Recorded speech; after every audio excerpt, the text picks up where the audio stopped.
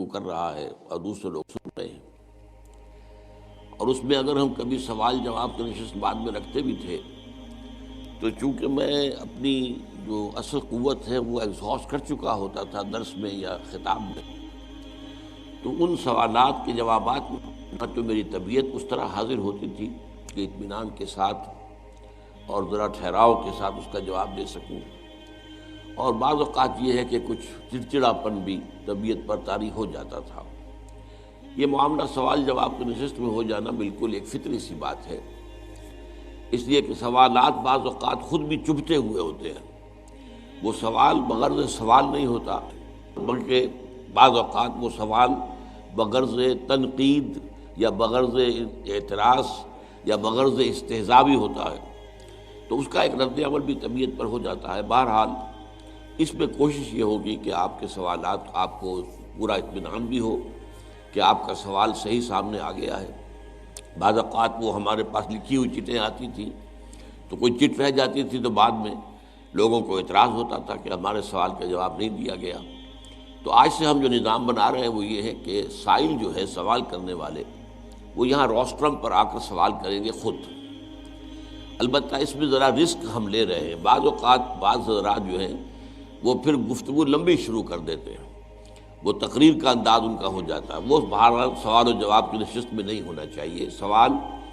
یہ آپ کی اصل میں مہارت کا جو ہے امتحان ہے کہ سوال جو ہے سادہ ہو، مختصر ہو، بات سمجھ میں آ جائے، ایک دو جملوں میں سوال کر دیا جائے، یہ نہیں کہ اس کا ایک پس منظر اور اس کے پھر دلائل اور اس کا سب، وہ تو پھر تقریر کی بات ہو جاتی ہے۔ تو وہ بعض اوقات آپ کو یاد بھی ہوگا کہ میں کہتا رہا ہوں کہ اگر کوئی صاحب کوئی سوال لمبا کرتے تھے تو میں کہتا تھا کہ آپ مجھ سے میری تقریر کا انتقام لے رہے ہیں، اتنی لمبی تقریر کر کے کہ میں نے آپ کی سنی ہے تو آپ میری سنیں۔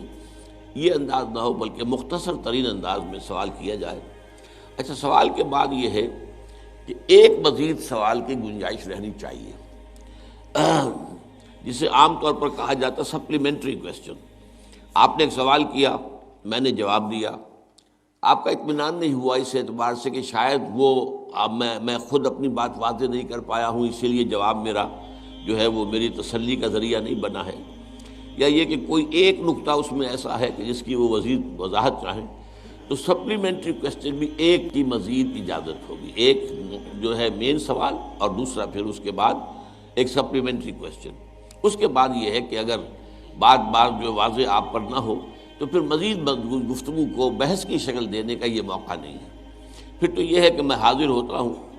روزانہ عصر سے لے کر عشاء تک، اگر میں لاہور سے باہر نہ ہوں، لاہور میں ہوں، تو یہ میں نے اپنا کھلا وقت رکھا ہوا ہے۔ اس وقت آنے کے لیے کوئی پہلے سے اپائنٹمنٹ لینے کی ضرورت نہیں ہے۔ صبح کے وقت میں تو مجھ سے اپائنٹمنٹ لینی ہوتی ہے، میں اس کے بغیر ملاقات نہیں کر سکتا، میری طبیعت عام طور پر صبح کے وقت میں صحیح نہیں ہوتی، لیکن شام کو عصر سے اور عشاء تک کا وقت میں نے رکھا ہوا ہے۔ تو جو حضرات بھی مزید کسی معاملے میں، اپنے کسی مسئلے میں اگر اس کے اندر زیادہ تفصیل کے خواہاں ہوں، زیادہ بات مجھے سمجھانا چاہیں یا مجھ سے سمجھنا چاہیں،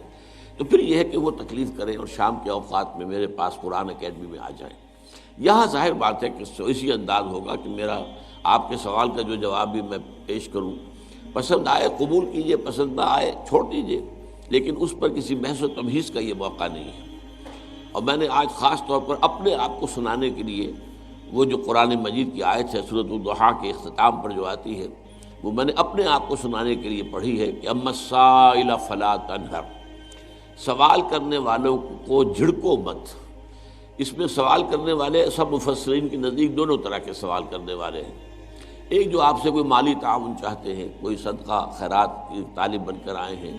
کوئی امداد چاہتے ہیں، وہ بھی سائل ہے۔ اسی طرح کوئی شخص اگر علمی بات کوئی آپ سے پوچھنا چاہتا ہے، کسی معاملے میں رہنمائی چاہتا ہے، وہ بھی سائل ہے۔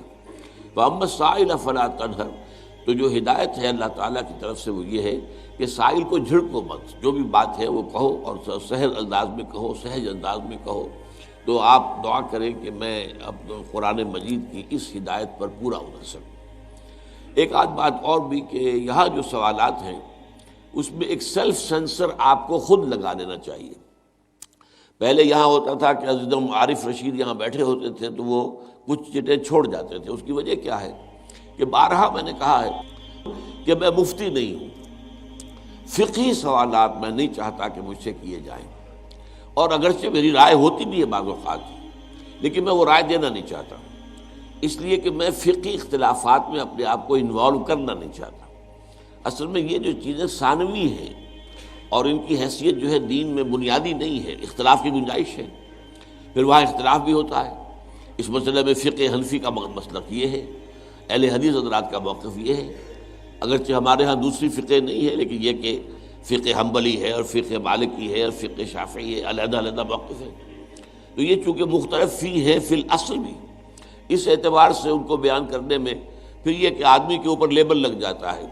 کسی بھی جو ہے وہ فقہ کا، اور میں جو بھی کام بنیادی کر رہا ہوں دین کا، کہ جو اساسات ہیں، میں ہمیشہ یہ کہا کرتا ہوں کہ جو لفظ آج بدنام کرنے کے لیے اختیار کیا گیا ہے مسلمانوں کے فنڈامنٹلسٹ، تو میں واقعتاً فنڈامنٹلسٹ ہوں، یعنی دین کے جو فنڈامنٹلز ہیں میرا سارا ایمفیسس ان پر ہے، اس کی جو فروعات ہیں ان فروعات کے اوپر میرا ایمفیسس نہیں ہے، نہ میں نے انہیں اپنا موضوع بنایا ہے، نہ میں اس معاملے میں کوئی فتوے دیتا ہوں۔ یہاں ہمارے ہاں ظاہر بات ہے کہ یہ علم جو ہے، یہ فقہ کا علم، یہ تو بہت وسیع ہے ہمارے ہاں،